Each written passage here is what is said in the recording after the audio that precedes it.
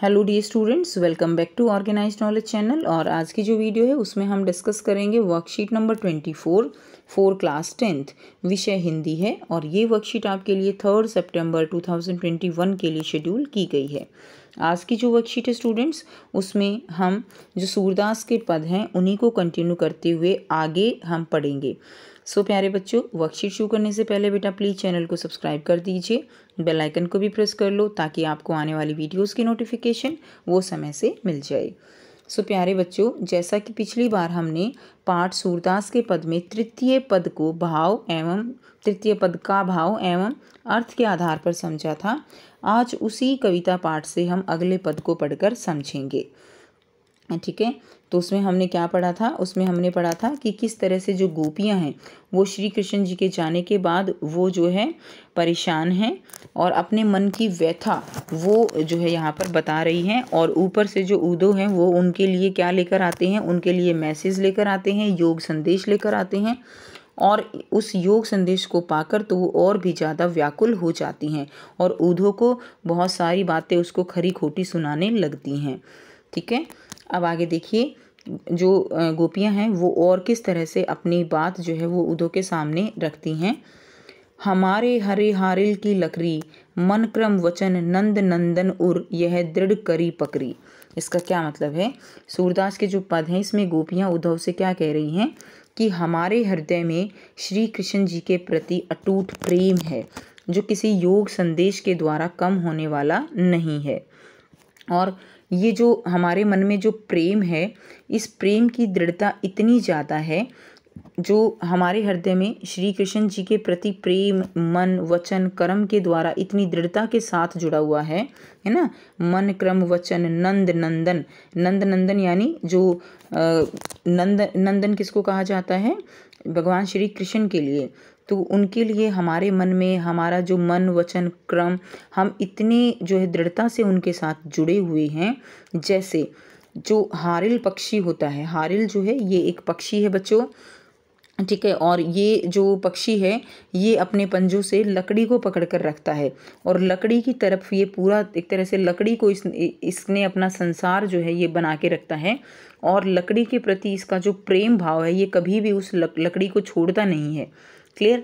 और जिस तरह हारिल पक्षी का जो समर्पण है लकड़ी की तरफ, कि हमारा समर्पण भी भगवान श्री कृष्ण के प्रति इतना ही समर्पित है जितना कि हारिल पक्षी का लकड़ी की तरफ है। तो इस तरह से उदाहरण देकर उन्होंने इसको बताया है। जो ये हारिल है ये इसको हम ग्रीन पीजन भी बोलते हैं, पीजन की तरह कबूतर होते हैं ना, उसी की तरह ये होता है।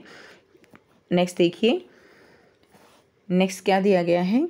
जागत सोवत स्वपन दिवस, निशी कान्हे कान्हे जकरी, सुनत जोग लागत है ऐसो जो करुई ककरी। कि आपका योग संदेश सुनकर ऐसा लगता है जैसे हमने किसी कड़वी ककड़ी का स्वाद जो है वो चख लिया हो। करुई ककड़ी का है, करुई का मतलब होता है कड़वी, और ककड़ी यानी ककड़ी। जैसे ककड़ी जो है वो कई बार बहुत कड़वी होती है ना, तो यहाँ पे जो गोपियाँ हैं वो क्या कहती हैं कि आपका जो योग संदेश जो है सुनकर वो हमारे कानों को ऐसा लगता है कि मानो हमने जो कड़वी ककड़ी है वो हमने खा ली हो। सूतो व्याधि हमको ले आए, देखी सुनी न करी, यह तो सुर तिन्हीं ले सौंपो जिनके मन चकरी। कि जो ये क्या कहा गया है कि सूतो व्याधि, व्याधि क्या होता है? बीमारी। व्याधि क्या होता है स्टूडेंट्स? व्याधि होता है बीमारी। कि जो ये है एक ऐसी बीमारी की तरह प्रतीत होता है जिसके बारे में हमने न तो सुना और न ही देखा और न ही किया है। यानी ये जो योग संदेश तुम लेकर आए हो ये हमारे लिए योग संदेश नहीं है, ये हमारे लिए एक बीमारी है। और इस बीमारी को हमने ना तो पहले सुना ना देखा। इसलिए हे उद्धव, यह संदेश उन्हीं को जाकर दीजिए जिनके मन चक्र या चक्री की तरह चलायमान हैं, यानी जिनके मन स्थिर नहीं हैं। ठीक है, जो अलग अलग सोचती हैं। यानी हम जो है श्री कृष्ण के अलावा किसी के बारे में नहीं सोचते, हमारा उनके लिए जो प्रेम है वो अत्यंत दृढ़ है।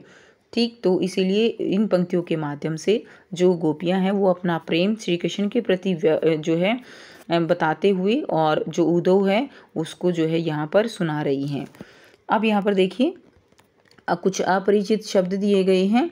तो इसमें क्या है, हारिल क्या है, हारिल जो है वो एक पक्षी का नाम है। और क्रम का मतलब क्या है, क्रम का मतलब है कर्म। उर यानी हृदय, निशी यानी प्रत्येक, कानह यानी काना। जोग का मतलब क्या होता है बच्चों, जोग का अर्थ है योग। करुई, करुई का अर्थ है कड़वी। और व्याधि का अर्थ होता है बीमारी, व्याधि का अर्थ क्या होता है, बीमारी। ठीक है, सो नेक्स्ट देखिए, अब आपको यहाँ पर कुछ प्रश्न दिए गए हैं जिनके आंसर हम करेंगे। सो आशा है आपने इन पंक्तियों के भावार्थ को समझ लिया होगा। चलिए इन पर आधारित कुछ प्रश्नों के उत्तर खोजते हैं और लिखते हैं। प्रश्न 1 है, हरि से क्या तात्पर्य है। तो हरि का मतलब यहाँ पर क्या है, घोड़ा है, कृष्ण है, हाथी है या हारना है। तो बच्चों हरि का यहाँ पर तात्पर्य है कृष्ण। हरि किसके लिए है, कृष्ण जी के लिए हरि का शब्द का यूज़ किया जाता है। नेक्स्ट देखिए, प्रश्न 2 है, जो करुई ककड़ी में कौन सा अलंकार यहाँ पर प्रयुक्त हुआ है। सो यहाँ पर जो आपके पास ऑप्शन दिए गए हैं, उपमा, उत्प्रेक्षा, मानवीकरण या रूपक, तो आपको बताना है कि इसमें कौन सा अलंकार जो है वो है। तो यहाँ पर देखिए, जो करुई ककरी, तो करुई ककरी यहाँ पर क की जो है क्या है, रिपीटिशन है, तो यहाँ पर जो है अनुप्रास अलंकार भी है, लेकिन यहाँ पर अनुप्रास अलंकार का ऑप्शन नहीं है और साथ में यहाँ पर जो दिया गया है। तो जो है, मनु, मानो, ये जो शब्द होते हैं इनमें कौन सा अलंकार होता है, इनमें उत्प्रेक्षा अलंकार होता है। तो यहाँ पर आपके पास जो है इसमें कौन सा अलंकार हो जाएगा, इसके अंदर उत्प्रेक्षा अलंकार हो जाएगा। तो ख जो है इसका सही आंसर हो जाएगा। अब आपको यहाँ पर प्रश्न 3, 4 और ये एक गतिविधि भी दी गई है। ठीक है, तो इसको हम करेंगे। सो प्रश्न जो है यहाँ पर, गोपियों ने उद्धव के योग संदेश की तुलना किससे की है। तो बच्चों गोपियों ने उद्धव के योग संदेश की तुलना कड़वी ककड़ी से की है। नेक्स्ट देखिए, नंबर 4, गोपियों ने उद्धव से योग संदेश को किन लोगों को सौंपने को कहा है।